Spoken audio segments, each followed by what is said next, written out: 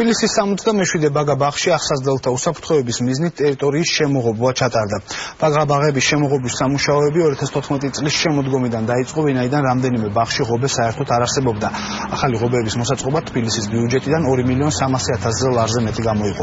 შესრულებული სამუშაოები თბილისის მერის მოადგილე ირაკლი ლექვინაძემ და ბაგა ბაღების მართვის სააგენტოს ხელმძღვანელმა თემურ თორდინავამ დაათვალიერეს.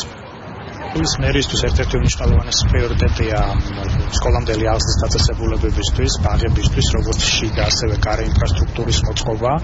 ამ კონტექსტში მნიშვნელოვანია ის სამუშაოები, რომელიც ამ ბაღში ჩატარდა და ეს არის შემოღობა, რომელიც აქამდე იყო საკმაოდ მძიმე მდგომარეობაში. ეს არის ნაწილი იმ სამუშაოებისა, რომელიც დაგეგმილია თბილისის მიმართულებით და კიდევ რამდენიმე ბაღში და იქნება მსგავსი ტიპის სამუშაოები ჩატარებული. აღნიშნულ საბავშვო ბაღში იყო ძალიან მძიმე მდგომარეობა უსაფრთხოების თვალსაზრისით, ბავშვები ვერ გამოყავდათ ეზოში გამომდინარე იქიდან, რომ ძალიან პრობლემური იყო იგივე თქვათ კედლების მდგომარეობა, რომელსაც ღობეები იყო დაშენებული.